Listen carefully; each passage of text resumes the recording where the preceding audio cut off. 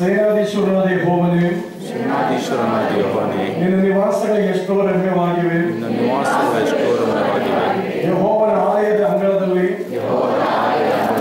ಸೇರಬೇಕೆಂದು ನನ್ನ ಆತ್ಮವು ಹಂಬಲಿಸುತ್ತಾ ಕುಂದಿ ಹೋಗಿದ್ದು. ಆದರೆ ಈಗ ಚೈತನ್ಯ ಸ್ವರೂಪನಾದ ದೇವರಿಗೆ ನನ್ನ ತನು ಮನಗಳಿಂದ ಹರ್ಷಧ್ವನಿ ಮಾಡುತ್ತೇನೆ. ಆಹಾ, ಸೇನಾಧೀಶ್ವರನಾದ ಯೆಹೋವ ದೇವರೇ,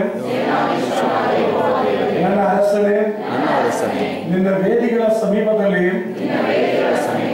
ಗುಬ್ಬಿಗೆ ಮನೆಯು ಪಾರಿವಾಳಕ್ಕೆ ಮರಿ ಮಾಡುವ ಗೂಡು ದೊರಕಿದಲ್ಲ. ನಿನ್ನ ಮಂದಿರದಲ್ಲಿ ವಾಸಿಸುವವರು ಧನ್ಯರು, ಅವರು ನಿತ್ಯವೂ ನಿನ್ನಲ್ಲಿ ಕೀರ್ತಿಸುತ್ತಾ ಇರುತ್ತಾರೆ. ನಿನ್ನಲ್ಲಿ ಬಲವನ್ನು ಹೊಂದುವ ಮನುಷ್ಯರು ಧನ್ಯರು, ಅವರು ಯಾತ್ರಾ ಬರಲಾಗಿ ಕಣ್ಣೀರಿನ ದಗ್ಗನ್ನು ದಾಟುವಾಗ ಅಲ್ಲಿ ಹೊರತೆಗಳನ್ನು ತೋಟಿ ನೀರಿನ ಸ್ಥಳವಾಗಿ ಮಾಡುತ್ತಾರೆ. ಮುಂಗಾರು ಮಳೆಯು ಅದನ್ನು ಸಮೃದ್ಧಿಗೊಳಿಸುತ್ತದೆ.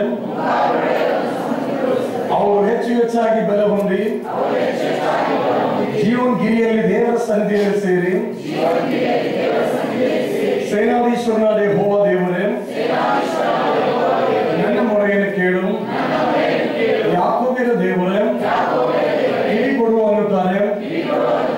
ದೇವರೇ, ನಮಗೆ ಗುರಾಣಿಯಾಗಿರುವುದನ್ನು ನೋಡು.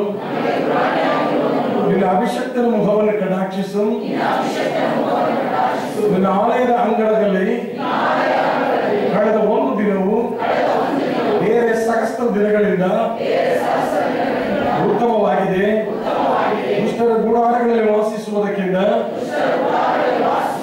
ನನ್ನ ದೇವರ ಬಾಗಿಲನ್ನು ಕಾಯ್ದುಕೊಂಡಿರುವುದೇ ಲೇಸು. ಯೆಹೋವ ದೇವರು ಸೂರ್ಯನು ಗುರಾಣಿಯೂ ಆಗಿದ್ದಾನಲ್ಲ. ಯೆಹೋವನ ಕೃಪೆಯನ್ನು ಧನವನ್ನು ಅನುಗ್ರಹಿಸುವನು. ಆತನು ಸಭಕ್ತರಿಗೆ ಯಾವ ಶುಭವನ್ನು ದಯಪಾಲಿಸದೇ ಇದ್ದಾನು. ಸೇನಾಧೀಶ್ವರನಾದ ಯೆಹೋವನೇ, ನಿನ್ನಲ್ಲಿ ಭರವಸೆ ಬಿಡುವ ಮನುಷ್ಯನು ಧನ್ಯನು. ಸೇನಾಧೀಶ್ವರನಾದ ಯೆಹೋವನೇ,